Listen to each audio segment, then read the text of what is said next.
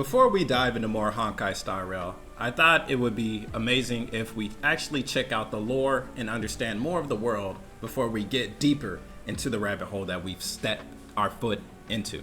Shout out to Sky Zell 5029. They said if you want lore videos, go for Ashikai video. They have good lore. So that's what I did. I looked up and I found this video came out 2 years ago, a beginner's guide to the lore of Honkai Star Rail. Now I'm already familiar with basically a lot of what's going on due to the Giga video we saw, but maybe a more detailed look into the lore couldn't harm, right? So we're gonna check out this lore video before we jump back into like the Honkai cutscenes. I do want to check out more of these cutscenes, but this will help wrap our head around a little bit more. So appreciate you. Thank you, Skyzell, for creating that comment and letting me know about this amazing channel here. Again, shout out to Ashikai for making this video. Let's get started. Okay, if you've clicked this video, you're probably thinking about playing Honkai Star Rail, and if you've seen any of the promotional material, you probably realize that it's a pretty story-heavy game. And story-heavy games tend to have a lot of new stuff to remember, especially sci-fi games, like this one. Space. And that steep learning curve often makes for a confusing first few hours while you wrap your head around what's going on and what it all means. But not this time. This time, dear viewer, you have me, Ashikai, lore and theory enthusiast, to assist you in understanding this brand new world of Honkai Star Rail. Thank you, Lore So this Master. video is a gentle, mostly spoiler-free introduction to the world and lore of Honkai Star Rail. The general idea here is to help ease you into some new terminology and give some more context for how the world within the game works, so you're not totally blindsided and confused or overwhelmed when you pick up the game for the first time. Now, I did say mostly spoiler-free because there will be some minor spoilers for the first hour-ish of the game just because the context is needed. Absolutely. But before we begin, I know a good chunk of you are probably wondering, do I need to play Honkai Impact 3rd to understand the story of Honkai Star Rail? Nope. You know, they both have Honkai in the title. And the truth is, no you don't. While playing Honkai Impact may increase your enjoyment of Honkai Star Rail, the two games take place in entirely different universes. So even if characters in Star Rail share looks and names with characters from Honkai Impact, they're not the same people, so you don't need to worry about not knowing their backstories or anything. There is one exception to this rule though, but we'll talk about him later. But if you are still worried that you might be missing out on some important lore or world building by not playing Honkai Impact, I will start this video by explaining the most relevant part of Hoyo's multiverse setup that carries over from the world building of Honkai Impact. It's short, simple, and Bro, what is this scene from? What is this male idol group? What is this? It's short, simple, and it'll probably get explained independently in Star Rail at some point anyway, but here you go. Now within Hoyo's multiverse setup, which I will now just call the Hoyoverse, there are two primal forces, the imaginary tree and the Sea of Quanta. So it might be easier to think of them as the Tree of Order and the Sea of Chaos. It's a gross oversimplification, but I think it's easier for the unfamiliar people to conceptualize it this way, since the forces of Order and Chaos are generally at odds with each other, and the imaginary tree and the Sea of Quanta are trying to devour each other, so same kind of concept. Now, metaphorically speaking, the Sea of Quanta is basically this pool of infinite possibilities from which grows this imaginary tree, which takes those possibilities and orders them, branching out into countless directions. Different timelines. The leaves that sprout at the end of these branches each contain an entire universe in and of themselves. And because these universes are part of this imaginary tree, they all operate based on the laws of the, quote, imaginary. So this imaginary energy from the imaginary tree makes up the basis that is called Honkai in Honkai Impact, but Star Rail just calls it imaginary energy. Imaginary energy is pretty important in Star Rail as Aeons and paths, which we will go over in a bit, are very powerful entities made up of imaginary energy. It basically makes the world go round. Regardless of how it manifests, though, imaginary energy is likely the reason why Honkai Impact and Honkai Star Rail share the Honkai in their names. But that's really it. That's where the connections between the games end, and where our introduction to the unique world of Star Rail begins.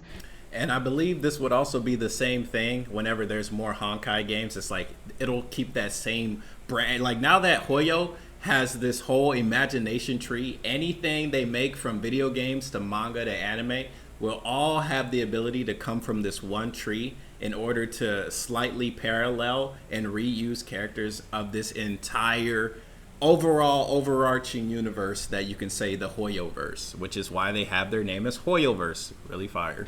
But if you're still worried you're missing out on something, I will leave a link to Island XD's guide to Honkai Impact for Star Rail players.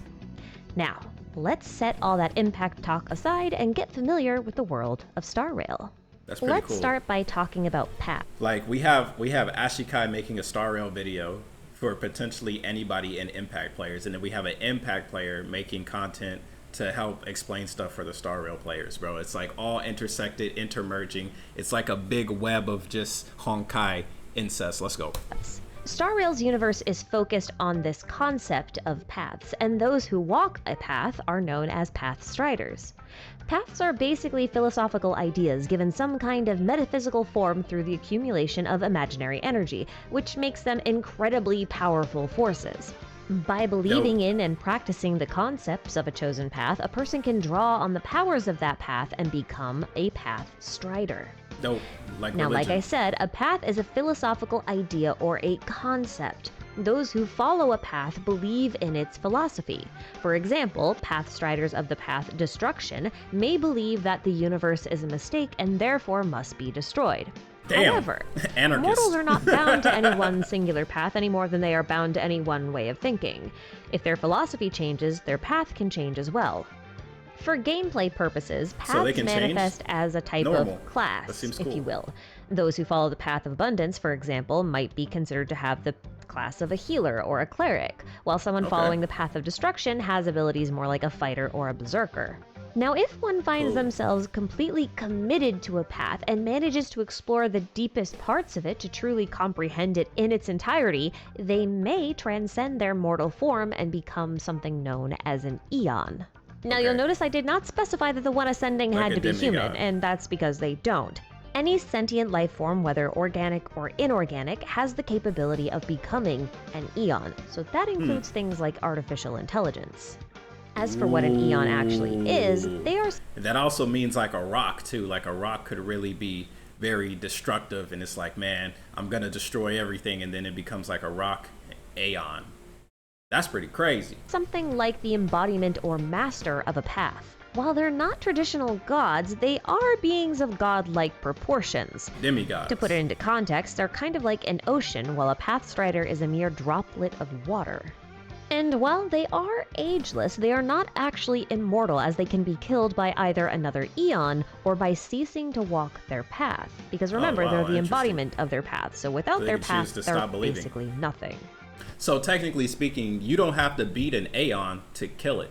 If anything, you could do like a social dialogue battle, and as long as your philosophy is better, or they could wrap their head around it and they're like, damn, okay, I changed my mind, you can win. Yo, that's crazy. This means that an Aeon I gotta see a dialogue battle in Honkai Star Rail. That'll be like, instead of a boss fight, you just gotta choose between a couple texts, and then like make sure it's random for every single player, so people can't just go online and just cheat with the answers, but like actually know the in-depth idea of the lore behind this battle.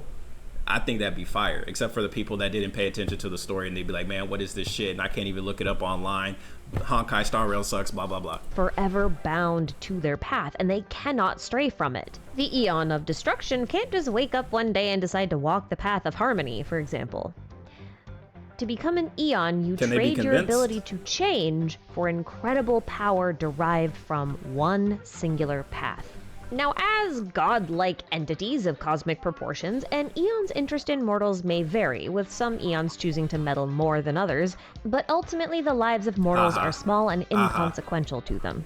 Sometimes, though, a person with a powerful affinity or talent within a given path will pique the interest of an Aeon. This is known as drawing the gaze of an Aeon. Those who have been gazed upon by an Aeon become something called an emanator, which is kind of like the Aeon's will given mortal form. Emanators are extremely powerful and often attract other followers of the same paths. In doing so, they form something called a faction, which is really just a fancy way to group followers of an Aeon together under one kind of cohesive label. Now, though factions tend to follow the will of an Aeon, Forming a faction doesn't necessarily guarantee any sort of special blessing or assistance from the Aeon, regardless of whether or not a faction contains an emanator.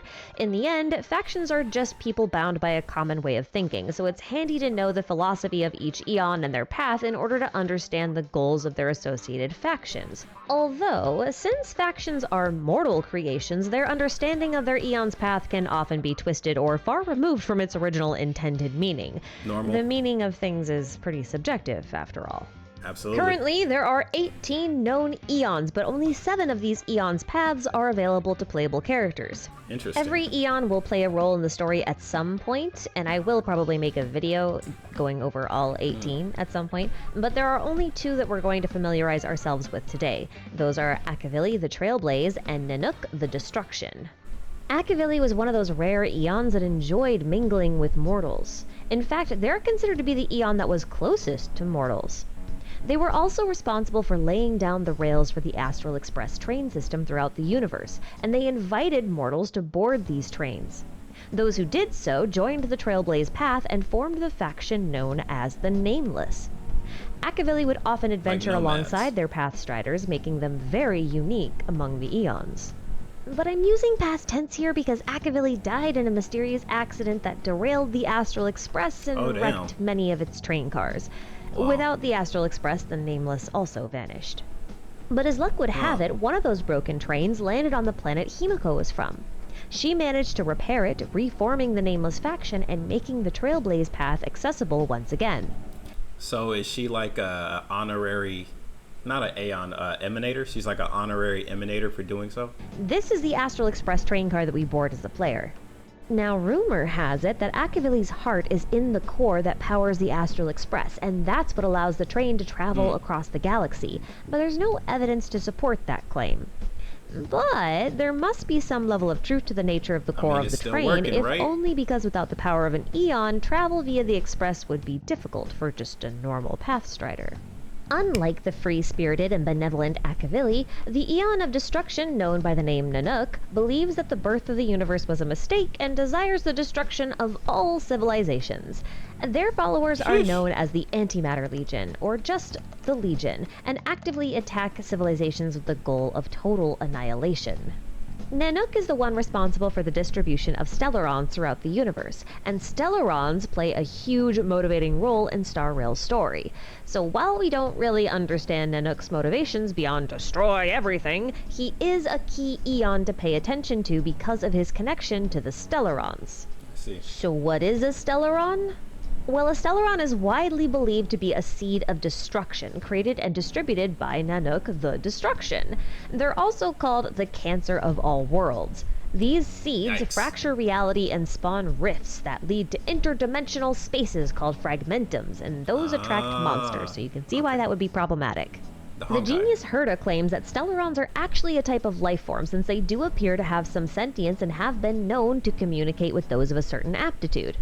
She also claims that Stellarons can tether themselves to an Aeon's path, and that they are capable of responding to the cumulative desires of a world or planet that it happens to find itself on. In certain circumstances, it can even fulfill those desires, but that comes at a cost. Stellarons are the seeds of Nanook, after all, and even if they can perform miracles, they ultimately bring disasters. Now, within the first hour or so of the game, we, the player, and the crew of the It's like, I wish for a bag of chips, and then you get the bag of chips and you open it, and it's just like Doritos, it's only 20% chips, bro. The rest is all air. It's bullshit. Astral Express will learn that the Trailblazer has a Stellaron inside of their body, of all places. This is highly unusual, and while it seems to be pretty stable in there, it's too risky for the Trailblazer to stay in any one place for too long. If the Stellaron becomes unstable for any reason, they could bring destruction to any ship, space station, or planet that they happen to be on. Luckily, the Nameless aboard the Astral Express are quite experienced in dealing with the Stellaron, since simply having an unstable Stellaron within range of the train tracks can cause the train to come to a complete stop, and it won't move again until the offending Stellaron has been neutralized. Interesting. But as long as the Stellaron inside the Trailblazer's body is stable, the Astral Express can move unimpeded. If it becomes unstable, though, well, there are at least people around who can deal with it right away. All in all, the Astral Express is the safest place for the Trailblazer to be. I've mentioned the Nameless see. faction quite a bit, but I haven't really talked about them individually, Bro, so one of the best let me rectify this OSTs now in because gaming. as members of Shout this out to faction Persona ourselves, 5. we'll be spending a lot of time with them. To start, we have the elegant scientist Himiko, also known as the one who found and Mommy. repaired the Astral Space Express, mommy. and that kinda makes her the boss. She might also look pretty laid back, but Welt says she's extremely driven and may be chasing a very big but unknown dream. Now, she does share looks and name with a popular character from Honkai Impact, but it's very important to note that they are not the same person. Next, we have Dan Heng, who's level-headed and clever. He boarded the train to escape a past that he doesn't like to talk about, and he kind of functions as the train's guardian. He says he's running from something or someone, but he Blade. can't quite seem He's to running from remember Blade. what or who it was, so he's never stayed in one place for too long until he Bro, I don't blame him, bro. Blade really be like, I'm coming for you, and he be trying to grab his ass. Pause. came aboard the Astral Express. Like Dan Heng, March 7th has a bit of a foggy past. She was found by the Nameless floating through space inside of a big chunk of weird magic ice. She doesn't remember anything about her past, so they just named her after the day that they found her, which was March 7th. She's excitable, carefree, and at times a little bit careless, but you can always count on her for optimism and her trusty camera. Welt is among the oldest members of the Astral Express and is from the planet Earth, a planet that no one else seems to have heard of before. Long after the Honkai Shout out threat to on Earth. Earth had been dealt with, Welt found himself forced to travel into space with a friend to deal with another threat. I ain't gonna lie. Forced to travel to space to deal with another threat. He sound like a beast. Unfortunately, his ship passed through a portal and broke down, stranding him until he got picked up by the Astral Express. Damn. He's searching for a way Hitchhiking. back home, though, Astral but hitchhiking. until then, he's just kind of chilling. Now, Okay. Welt is the only character who's actually from the world set in Honkai Impact, and so far, all references to that That's game are only crazy. relevant to his personal backstory. I think it's possible that through Welt, we might learn more about the true nature of the events that occur in Honkai Impact, but I'm not convinced that any of those revelations will be impactful to the story of Star Rail. Yeah, that's very interesting. So he's in Honkai Impact 3rd. How close is he to Otto? Because Otto made it to the Dream Tree or the Imagination Tree. And the Imagination Tree has every single possible universe. In the Honkai-verse, in the Hoyo-verse. That's interesting. This guy might be the next Captain Aizen. Honkai Impact, but I'm not convinced that any of those revelations will be impactful to the story of Star Rail. That said, if you want to learn more about him, most of his really interesting story beats and accomplishments are actually found in comic form. So I'll leave some Great links idea. to those in the description Money. box if you're interested. Unless they're And online that comics. leaves us with the player character, the Trailblazer. The Trailblazer has a pretty well-defined and sassy personality, and does have voiced lines throughout the game, unlike some of Hoyoverse's previous player characters. The Trailblazer is a character with no known past or family, and in fact they appear to be completely synthetic, created by a mysterious faction known as the Stellaron Hunters. During the first hour of the game, two Stellaron Hunters, Kafka and Silverwolf, infiltrate Herta's space station and We're create the AI in the Trailblazer as a mortal vessel form? to house a Stellaron that was being kept by Herta. That's While their interesting. exact motives are unclear, the Stellaron Hunters seem to want the Trailblazer to board the Astral Express in order to reach the end of their story, whatever that Sleeper agent. We're a sleeper agent. means. So with no past, no ties to any planet in particular, and a ticking Aeon bomb of unknown purpose in their body, the Trailblazer doesn't really have anything except that singular goal of reaching the end of their story to guide them. Now, this is just speculation on my part, but the Astral Express was created by the Aeon Akivili, and Akivili's origin planet is known as Pagana. Pagana is the location where the silver rails of the Astral Express begin and end. So if the Stellaron Hunters want the Trailblazer to follow the path of the Trailblaze and reach the end of their story via the Astral Express, perhaps the Trailblazer's destiny lies in the final destination of Pagana. As for the reasons behind the journey and what they might find when they arrive at the final stop of the Astral I swear Express, this is the best song in the whole you'll just Persona have series. to play the game and find out for yourself. Top 5 at least. I, however, will be covering the lore of this game, including story recaps, summaries of in-game materials, character profiles, and so much more. So drop by when Hey man, it sounds like you got a full-time job doing this Honkai Star Rail stuff. Hey, shout out to Ashikai. whenever you need Congratulations a break on from the combat. career. Honkai Star Rail has a ton of compelling characters to meet, stunning locations to explore across the universe, and plenty of mysteries to uncover. And this is just the beginning. So again, my name is Ashikai, and allow me to formally welcome you aboard the Astral Express with nonstop service to, well, anywhere you want to go. So good luck, have fun, and I'll see you next time. Amazing. Thank you, Welcome to the Ashikai, for creating this amazing video. Probably thinking about playing Honkai Star Rail. And if you... Shout out to the Gacha community and the Honkai community for submitting this amazing video, this amazing breakdown, this great idea. I love it. I think this is amazing. As you can see, I am excited because this has so many different parallels to just the real world we live in. I mean, every piece of art is some imitation of the real world. Like everything comes from somewhere. But to like hear all of this, it's super cool, especially like me, I love esoterics. I love the occult, right? I like learning about the world and very deep and sometimes existential detail. So to hear about like the Aeons, the Emanators, it's like, yeah, bro, this is really cool. Like a lot of this reminds me of so many different religions across the world that have these same type of conceptual ideas. And it's like super cool to see it one-to-one and then come into this game.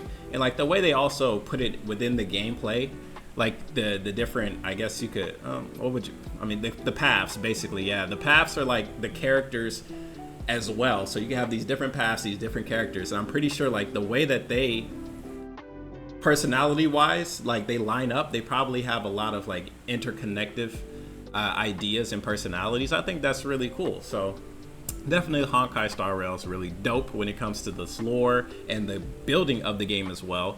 I think Hoyoverse, they're doing something right, and that's just world building. When you have a solid world, you have a foundation that this is the world we are basing our entire IP on, and you have something like an imagination tree, that basically means they can make games for the rest of eternity, and people will play these games for the rest of eternity, as long as the stories and the characters are still amazing.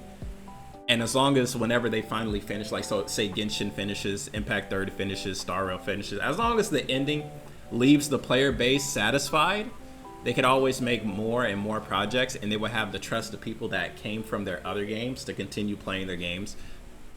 And maybe the next generation, maybe when you have kids, you have your kids play like Impact 3rd or Honkai Star Rail or something. And I think it's obviously a genius move coming from the company, especially when you see how much money they make from the gacha. Absolutely genius idea, but as consumers, you guys are also getting amazing storytelling, characters you guys can relate to. And the crazy essential part is like, what if this is like Assassin's Creed, where this is the simulation? We are the characters portrayed through the game. If you find a character you resonate with, like, oh, that character's like me, maybe that character is you inside of the game, and you're inside of this game that we call life. It's your boy KhunShawn, man. Don't watch me if you are not familiar with like the craziness of the world. I would not advise it, because you might just be like, bro, what the heck is going on? You might get scared. If you're scared, I'm sorry. I don't mean to scare you. I just like putting real life and video games together, because that shit is so fun. Anyways, we'll definitely check out more lore videos. I don't know if we'll check out the ones from Ashikai, like because like to go from every single lore video, I know this would be crazy. But if that's what you guys think is also a great idea, just let me know in the comments below, because I'll be checking it out here and there. This was just like an amazing breakdown in general.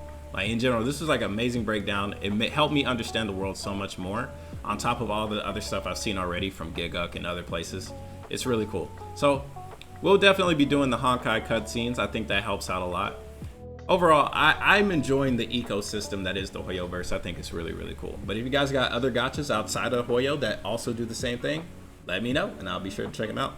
It's your boy KhunShawn, bringing video games and reality to real life, everyday events through the power of the internet. And I'll see you guys on the next one. Peace.